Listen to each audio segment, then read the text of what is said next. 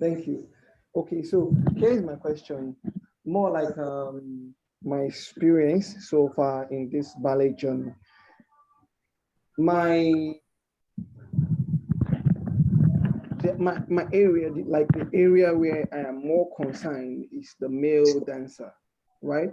The male dancer. What is your experience there in Canada, or if you have any experience of any international professional about their male dancers? How do they see ballet? Because I'll give you an example here in Nigeria. Here, when a male dancer sees maybe their sister wanting to register for ballet, they will look like, oh, I think this is girl things. This is not for boys. Boys are meant to fight, play rough, karate, taekwondo, and all that. And ballet is for girls. It's strictly for girls. I think a few weeks ago, it was kind of an argument. He wanted to turn into an argument with I and a parent saying ballet is not for boys. I was saying, no, we have princes and princesses in ballet. So who plays the role of a prince in ballet if not boys? We cannot bring a girl to, so we need to inculcate our male into ballet, into the ballet system. So I want to know if you have any experience at all of how male dancers they see ballet, and do they also have this mindset of okay, or are they forcing themselves into the ballet system over there? How do they see it, and how are they able to manage through? Is there any form of discrimination? You're not supposed to be here. This is for girls, but we can manage you and all that. Let me hear your experience. So I'd like to, again, to approach this from different perspectives. So yes, in other parts of the world, there are also sometimes eyebrows raised at boys and men dancing ballet. However, the way ballet developed, it developed in a particular way because of the taste and the fashion of the different eras. So by the time we get to the point of having Swan Lake in 1895, the audiences and everybody loves seeing those ballerinas dancing on the point. And that's what everybody is crazy about. So the dynamics that occurred was, let's have 24 swans on stage, and let's create the stories that require many swans or fairies or sylphs or whatever on point on stage. And sure, we'll have a prince. That had to do, the way I understand it, and I've read about it and seen documentaries about it, etc. That's my understanding of how we ended up at this position of favoring the female dancer so much. The tutu, the point shoes, etc. If you go back into history several hundred years, the men were the stars of the show. The clothing that they were wearing at that point in history made it impossible for the women to dance. They were doing stuff, nobody could see what they were doing with the legs because they were wearing very long, elaborate, heavy dresses that you could barely move in. The men were the ones who had more freedom of movement. So they were the virtuosos. They were the ones who impressed the audiences. So for better or worse, the way ballet is in people's minds at the moment favors female dancers. Now, over time, there have been changes. There was a point, for example, and things happened like in Soviet Union, they had exceptional training at a point in time where in the West, ballet was a little bit less popular and not as highly regarded. So, but the Soviet Union was closed and nobody saw their fantastic male dancers. And we had an era of Soviet dancers like Baryshnikov, which we saw, and Nureyev and Godunov, who defected to the West. And all of a sudden, wow, these amazing male dancers We don't have that training or those capabilities in the West. So they brought their knowledge and everything. And I'm getting back to, I'm arriving at the answer to your question. I'm so sorry. It's so easy for me to talk about ballet in all directions. So back to the problem of boys. One solution that I've seen online is having a separate class for boys. Now, not every studio can afford to do that because you don't have enough boys to have a separate class. So maybe you can give them 10, 15 minutes, which are separate from girls. And it's also important not to forget that ballet is gendered. There is the movement language, which is the same for men and women. And there are particular moves and poses and the how of executing them that are separate for men and women.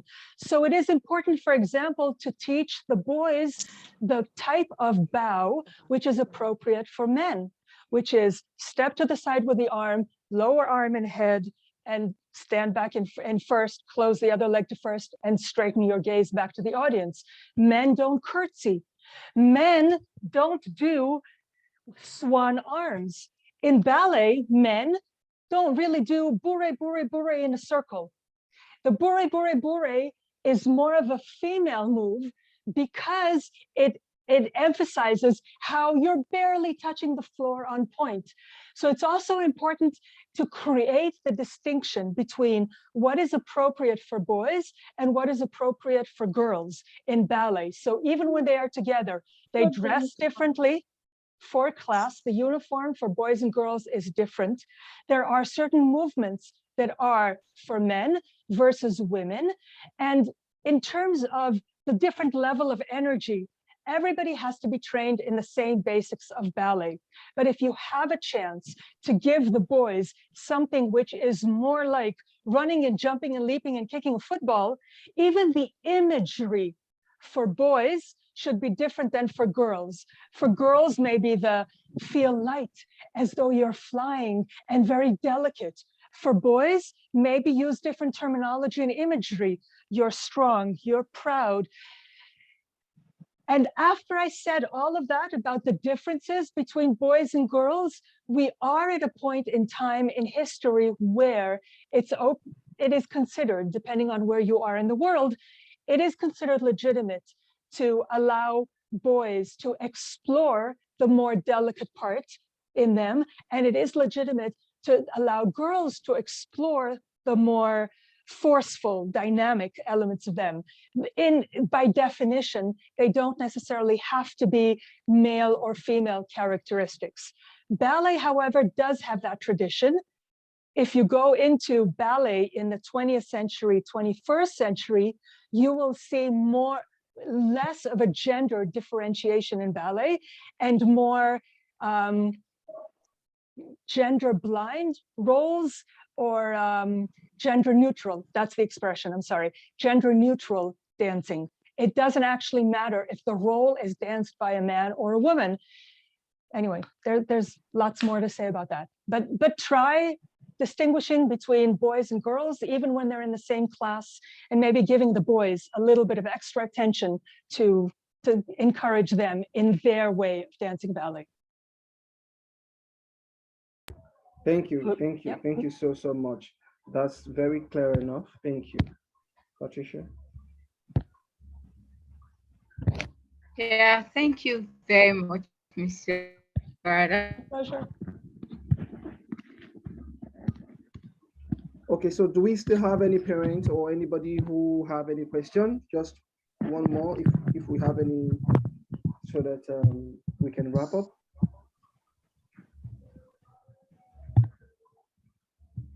Please, if you have a question, quickly unmute yourself. And I'm seeing Miss Joanne, Christabel, Manuela. Please, if you have a question. Okay. Hello, Ruben, can you hear me? Hello, can you hear me? Yes, please.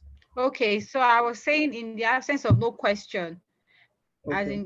as we wrap up, do you have any other thing to add up to the closing? No. Okay. Yeah. So, where were you? Carry 1,000 here and give Rejoice. She can give. Okay, Chinenye, please, can you mute yourself? Chinenye, please mute yourself. Thank you. Thank you. Okay, Ruben, go on before I continue. Okay. So, first of all, I want to thank everyone for this opportunity to meet here today and to discuss this very important session. It's very educating for me in person, and I'm sure it is for you as well. So, thank you as well, Leora. And just to add to this, there is a document which was prepared by our guest speaker here, Ms. Leora, Amit, because we know time, you saw what happened on Zoom the other time, like time cannot permit, we can have the whole day and all that, but we have prepared a special document. She prepared a special document for us to review and see more topics, the things she's discussing, the explanations. It will kind of be more like an enlightenment for us. So after this meeting, we'll be sharing the or we will be sharing the document to us all. Thank you. So back to you, Patricia. Okay. So I want to say a huge thank you to Ms. Leora for taking your time to come on this platform to share with us with your wealth of experience. Is really, really encouraging and inspiring. Thank you. I took quite some notes that will really help. It's actually a short time, but it's really worth it, I tell you. It's really worth it. And this is nothing more than to build a better dance community, not just for the children, but for the teachers, for coordinators, for creative directors, artistic directors. You know, at the end of the day, make the world a better place. So I want to say thank you very much for your time. And thank you for all. If there are any parents here, I want to say thank you for taking your time to also come on here. Dance teachers, I see some people here. Thank you so much. And I want to say a big thank you to people who stayed till the end. Thank you so much. You know, Zoom tossed us out and some people still came back. Thank you so much. We appreciate you. And we believe that by the next time we're having this, we will have a longer period. We don't have to be tossed up by Zoom and we have to join again. No, we hope to have a longer period where we'll have an extensive time to do justice to the topic. But nevertheless, it has been a wonderful word. It has been a rewarding time. So I want to say thank you to our guest speaker for today. You are awesome. Thank you so much. Thank we appreciate you. I hope this was helpful. Thank you. Thank you, everybody. I'm glad to be here. So we hope to do more of this, like I said, towards a better dance community to build more. So we hope to have you more, Miss Leora. We appreciate you. Thank you so much. And once again, it's nice meeting you. Nice meeting you too, all of you. Right. Thank you for coming. Thank you. So everyone, thank you. Bye. Bye-bye. See you next time. Thank you so much. Bye. Yeah, thank you. Thank you, our dear parents. Thank you for everyone for joining. Thank you, Grace. Thank you, Joanne. Thank you so much, everyone. I appreciate you. Thank you. Thank you, Ruben, Miss Lai.